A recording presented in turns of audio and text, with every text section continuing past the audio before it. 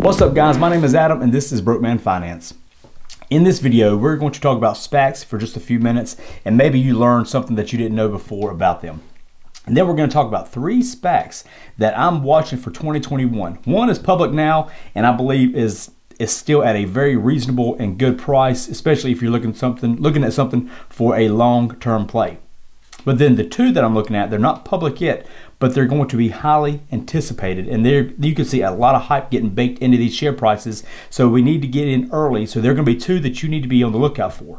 Couple things really quick before we move on. I just want to say thank you to everyone out there that has subscribed to the channel. We never thought we would even be at 5,000, yet alone almost 6,500 in our first year. We haven't hit a year quite yet, but we're approaching that date faster and faster. And if you haven't subscribed yet, then I hope you consider subscribing and hanging out with us for a while. There are several links below in the description. There's links to the books that I've written, including my audio book, links to our brand new Discord. Please go click on that and join up. My Patreon if you're interested in stock plays and option plays that I'm doing. Stock Whispers for great breaking stock news and their own option plays where they're seeing a lot of great returns from. So make sure you check that out in the process. The term SPAC is a term that gets thrown around a lot here lately over the past couple of years, especially in the EV sector where most of us, that was probably the first time a lot of us new investors had ever even heard the term. To put it into context on how fast these SPACs are growing, I'm going to read you something real quick. In 2019, there were 55 SPACs launched. In 2020, there were 248 SPACs. Now, in 2021, and granted this is February 7th at the time of this filming, a Sunday, we are already at 118 SPACs. If you've been around for a while, then you probably remember a time when being a SPAC wasn't necessarily a good thing. Historically, subpar companies would use SPACs to come to market instead of going the IPO route, because when you go the IPO route, there's much more criticism and scrutiny that comes along with it.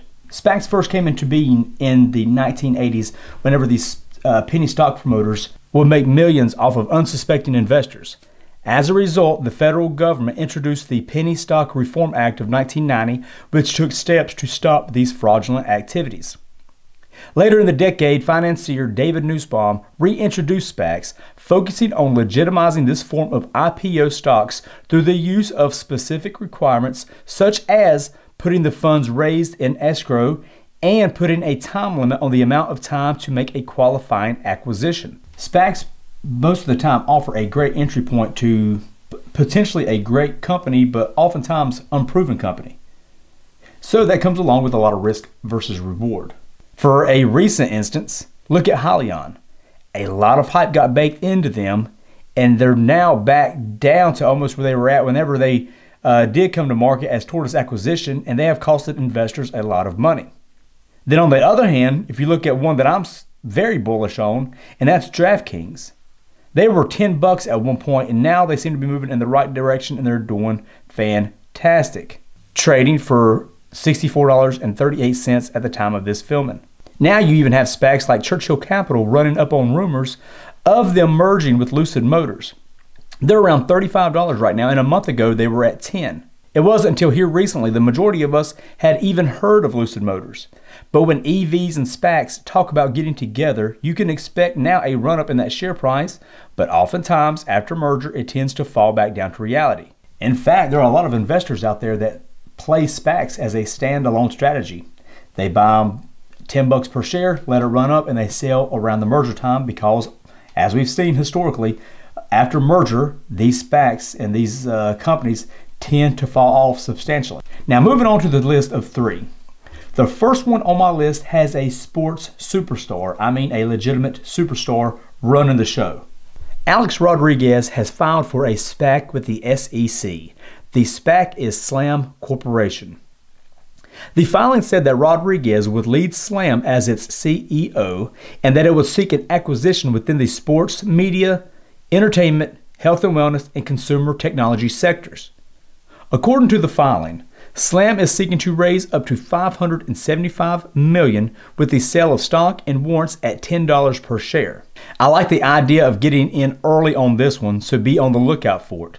The public date is not yet known. But because Alex Rodriguez is such a superstar, I'm talking about Grammy winner, World Series winner, he was on Shark Tank. What finance show is not going to want to talk to Alex Rodriguez about this SPAC? He is going to be on everything. Everybody's going to know about this SPAC. So just because of who is the face of this thing, it has a lot of potential to run up that share price while it approaches some type of merger. Look at Churchill Capital, like I mentioned. They were nobody nobody really knew Lucid Motors until it got mentioned that they were going to go with Lucid. And just their ties with Tesla, it helped run that share price from $10 to $35 in a month. With Alex Rodriguez if he goes on TV talking about this SPAC, as much as I believe that he's going to, then I see this thing going from $10 to who knows what really, really quick. The next SPAC on my list, and one that is public right now, so you can go purchase shares of it, and that is Colonnade Acquisition, ticker symbol CLA. Colonnade Acquisition is going to be merging with digital LiDAR leader Ouster. I like this play right now because Colonnade is reasonably priced at around $14 per share. I believe this could be a good long-term play because I like Ouster as a company. They are much more mature as a company when compared to a lot of these startups merging with SPACs. Ouster has disruptive technology in a high-growth sector. They're the only ones doing what they do with LiDAR. They have the potential to be a big part of future AI and really anything autonomous, especially driving. They already have a big customer base and they have numerous patents for their technology with hundreds of patent applications still out there. At $14 a share, that could be a steal looking towards the future. Not a lot of these SPACs are going to be long-term plays, but I think this could be one. If you're interested in finding out more about Ouster and why I'm kind of bullish on them right now, then I'll leave a link. The little videos that pop up at the end, I'll put a link to that there, so make sure to watch it all the way through and go check them out, and you'll see why maybe you'll see why I'm so bullish on them. But at $14 per share, I think we're crazy for not picking up just a little bit. The last SPAC on this list is another one that's not quite public yet, and we don't know the date, but is one that could get a lot of hype baked into it because of who is running the show. Wilbur Ross, who served as former President Trump's Secretary of Commerce, filed with the SEC to form the Ross Acquisition Corporation. Ross is seeking to raise up to $345 million in the filing. Former Trump economic advisor Larry Kudlow is joining Ross as director of the SPAC. We don't know very much about this one yet. According to the filing, regarding what kind of company or business they're looking to acquire, he mentions they may pursue an acquisition opportunity in any business, industry, or sector. So they're looking for basically anything. Well, that really narrows it down there, Wilbur. But we're talking about the former Secretary of Commerce and Trump's economic advisor linking up to create a SPAC. You're talking about another one that could get a lot of face time on these shows and it could get a lot of publicity just because of who is bringing this thing public.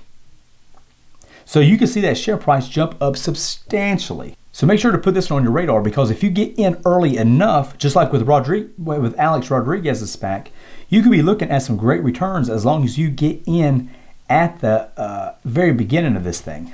Are there any SPACs that you're looking at right now that I should take a look at? Let me know in the comment section below. I'd love to hear what SPACs you're bullish on, or if there's any that's got some celebrities bringing some SPACs public. I'd love to hear your thoughts. As always, I hope those stocks stay green. I hope you stay safe, and I hope everyone out there takes care.